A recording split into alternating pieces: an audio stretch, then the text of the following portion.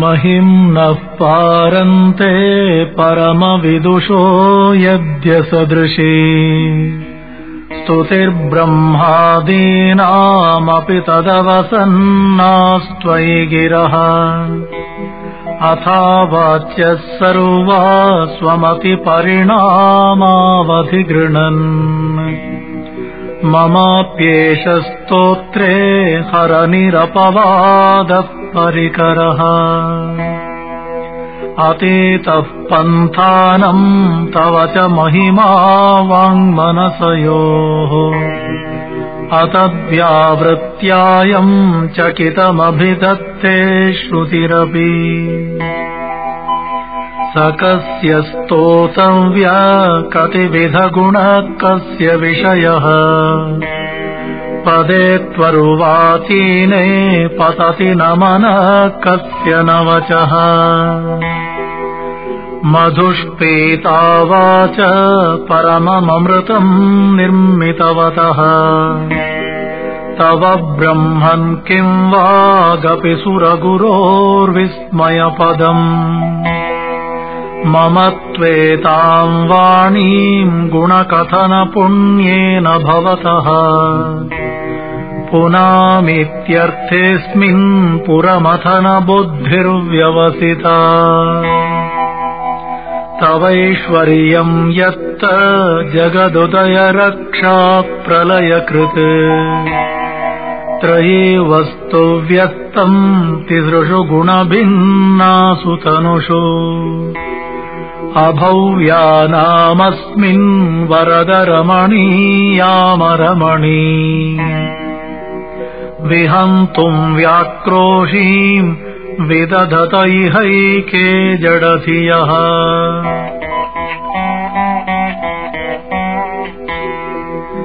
किमिह किङ्काय सकलु किमुपायस्त्रिभुवनम् किमाधारो धाता सृजति किमुपादान इति च अतर्क्यैश्वर्ये त्वयि अनवसरदुःस्थो हतधियः कुतर्कोऽयं काश्चिन्मुखरयति मोहाय जगतः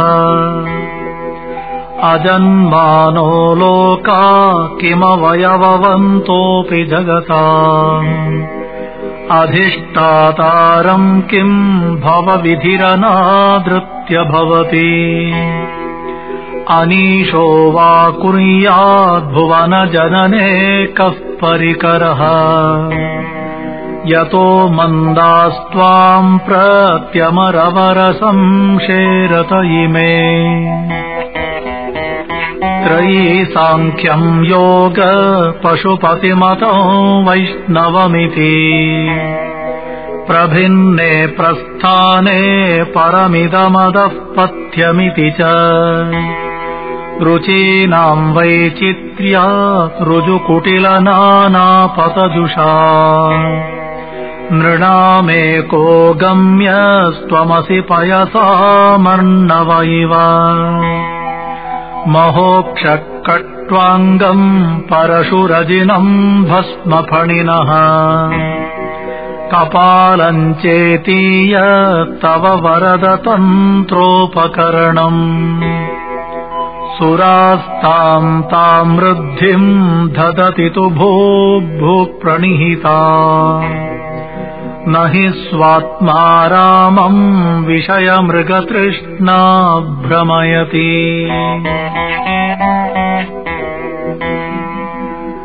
ध्रुवं कश्चित् सर्वं सकलमपरस्त्वद्ध्रुवमिदम् परो ध्रव्याद्रव्ये जगति गदति व्यस्तविषये समस्तेऽप्येतस्मिन् पुरमथनतैर्विस्मित इव स्तुवन् जिह्रेमि त्वां न खलु ननु धृष्टा मुखरत तवैश्वर्यं यत्नाद्यदुपरिविरिञ्चिर्हरिरधः परिच्छेत्तुं याता वनलमनलस्कन्दवपुषः ततो भक्तिश्रद्धा भरगुरुगृणुभ्याम् गिरिशयत् स्वयं तस्थेताभ्याम् तव किमनुवृत्तिर्न फलति अयत्नादासाद्य त्रिभुवनमवैरव्यतिकरम् दशास्यो यद्बाहूनभृतर्णकण्डो परवशा शिरः पद्मश्रेणीरचितचरणाम्भोरुहबलेः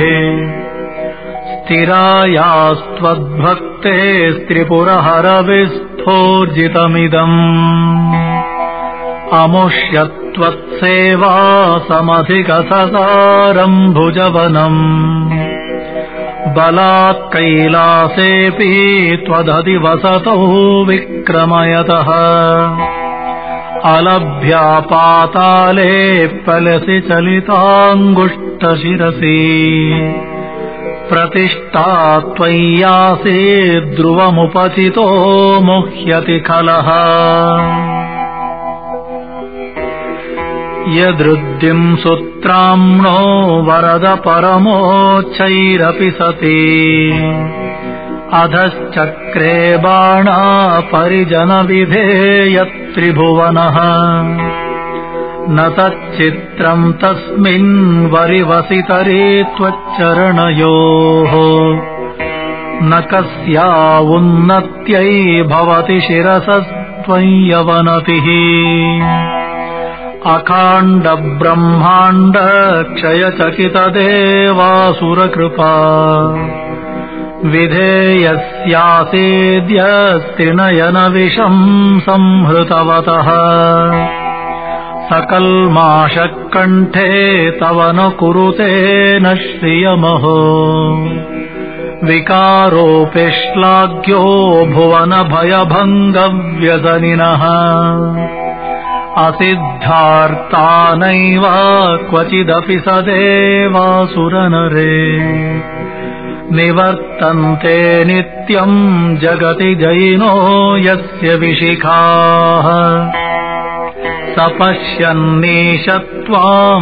इतरसुरसाधारणमभूत् स्मरस्मर्तव्यात्मा न हि वशिषुपत्यः परिभवः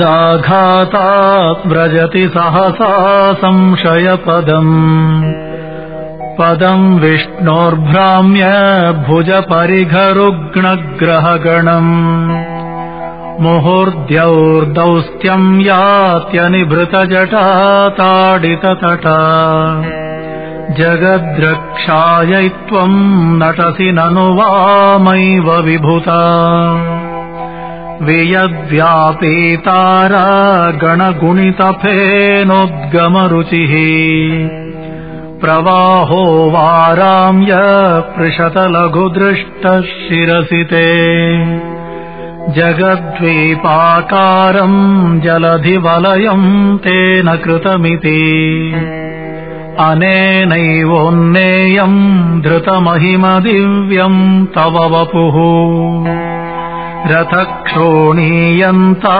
शतधृतिरगेन्द्रो धनुरथो रथाङ्गे चन्द्रार्कौ रथचरणपाणिशर इति दिदक्षोस्ते कोऽयम् त्रिपुरतृणमाडम्बरविधिः विधेयै क्रीडन्त्यो न खलु परतन्त्रा प्रबुधियः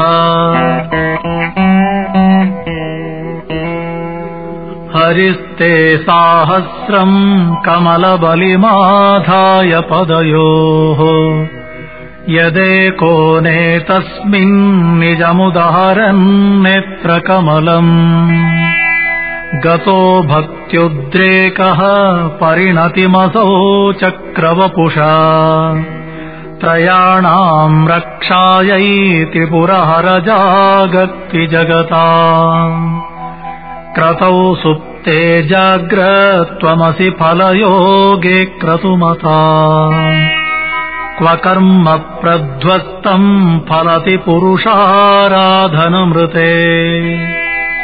अतस्त्वाम् सम्प्रेक्ष्य क्रतुषु फलदानप्रतिभुवम् श्रुतौ श्रद्धाम् बद्ध्वा दृढपरिकरः कर्मसु जनः क्रियादक्षो दक्षा क्रतुपतिरधीशस्तनुभृता ऋषीणामार्त्विज्यम् शरणदसदस्याः सुरगणाः क्रतुभ्रंशस्त्वत्त क्रतुफलविधानव्यसनिनः ध्रुवम् कर्तुः श्रद्धा विधुरमभिचाराय हि मखाः प्रजानाथम् नाथ प्रथमभविकम् स्वाम् दुहितरम् गतम् रोहिद्भूताम् रिरमयिषु मृष्यस्य वपुषा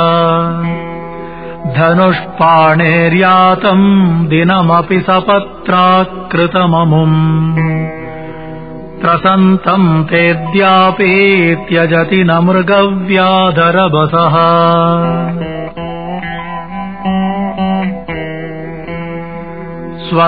स्वलावण्याशंसा धृतधनुषमह्नाय तृणवत् पुरप्लुष्टम् दृष्ट्वा पुरमथनपुष्पायुधमपि यदि स्त्रैणम् देवी यमनिरतदेहार्धघटनात् अवैति त्वामद्धावत वरदमुग्धा युवतयः श्मशानेष्वा क्रीडा स्मरहरपिशाचः सहचराः चिताभस्मालेपास्रगपि नृकरोटी परिकरः अमङ्गल्यम् शीलम् तव भवतु नामैवमखिलम् तथापि स्मर्तॄणाम् वरद परमम् मङ्गलमसि मनः प्रत्यक्चित्ते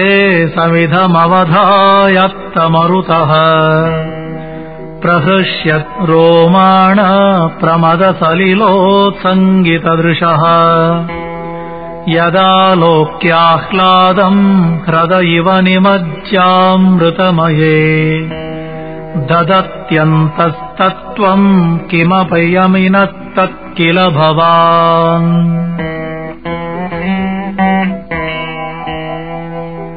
त्वमर्कस्त्वम् सोम त्वमसि पवनस्त्वम् हुतवहः त्वमापस्त्वम् व्योम त्वमुधरणिरात्मा त्वमिति च परिच्छिन्नामेवम् त्वयि परिणता बिभ्रतु गिरम् न विद्मस्तत्तत्त्वम् वयमिह तु यत्त्वम् न भवसि त्रयीम् तिस्रो वृत्तिस्त्रिभुवनमथो त्रीनपि सुरान् अकाराद्यैवर्णैस्त्रिभिरभिददत्तीर्णविकृति तुरीयन्ते धामा ध्वनिभिरवरुन्धानमणुभिः समस्तम् व्यस्तस्त्वाम् शरणदगृणात्योमिति पदम् भवः शर्वो रुद्र पशुपतिरथोऽग्रः सह महान् तथा भीमेशानविति यदभिधानाष्टकमिदम् अमुष्मिन् प्रत्येकम् प्रविचरति देवश्रुतिरपि प्रियायास्तस्मै धाम्ने प्रणिहितनमस्योऽस्मि भवते नमो नेदिष्टाय प्रियदवदविष्टाय च नमो नमः क्षोदिष्ठाय स्मरहरमहिष्ठाय च नमः नमो वर्षिष्ठाय त्रिनयनयविष्ठाय च नमो नमः सर्वस्मै ते तदिदमिति शर्वाय च नमः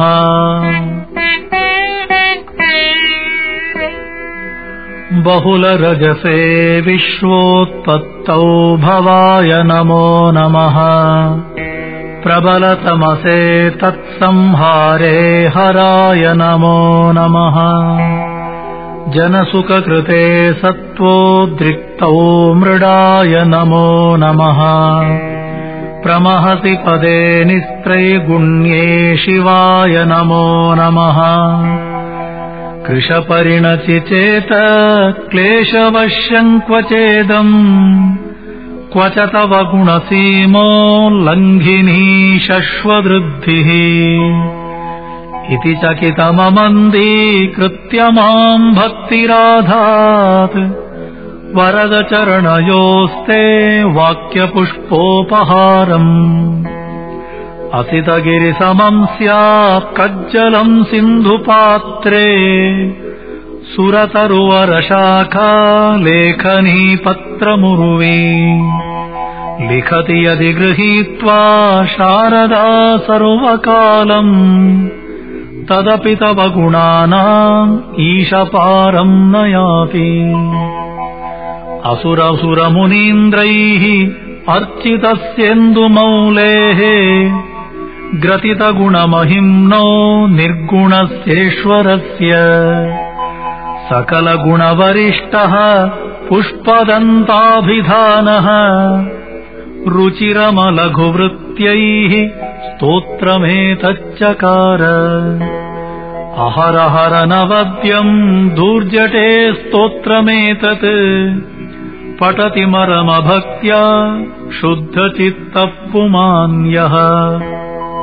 स भवति शिवलोके रुद्रतुल्यस्तथात्र प्रचुरतरधनायुः पुत्रवान् कीर्तिमांश्च। महेशान्नापरो देवो महिम्नोऽपरा स्तुतिः। अघोरान्नापरो मन्त्रो नास्ति तत्त्वम् गुरोः परम्। दीक्षादानम् तपस्तीर्थम् ज्ञानम् यागादिका क्रियाः महिम्नस्तव पाठस्य कलाम् नार्हन्ति षोडशी। कुसुमदशन नाम सर्वगन्धर्वराजः शिशुशशधरमौलेः देवदेवस्य दासः। स खलु निजमहिम्नः भृष्ट एवास्य रोषात् स्तवनमिदमकार्षीत् दिव्यदिव्यम् महिम्नः। सुरगुरुमभिपूज्य स्वर्गमोक्षैकहेतुम् पठति यदि मनुष्यः प्राञ्जलिर्नान्यचेताः। व्रजति शिवसमीपम् किन्नरैस्तूयमानः स्तवनमिदममोघम् पुष्पदन्तप्रणीतम्। आसमाप्तमिदम् स्तोत्रम् पुण्यम् गन्धर्वभाषितम्। अनौपम्यम् मनोहारी शिवमेश्वरवर्णनम्।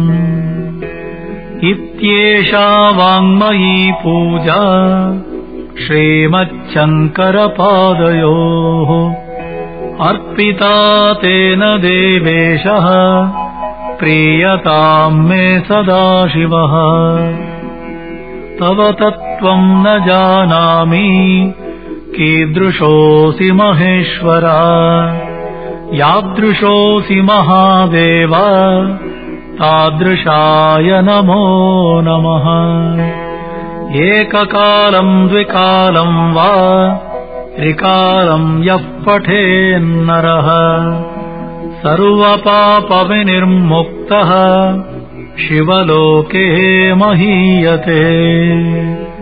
श्रीपुष्पदन्तमुखपङ्कजनिर्गतेन स्तोत्रेण किल्बिषहरेण हरप्रियेण कण्ठस्थितेन पठितेन गृहस्थितेन सुप्रीणितो भवति भूतपतिर्महेशः। सुप्रीणितो भवति भूतपतिर्महेशः।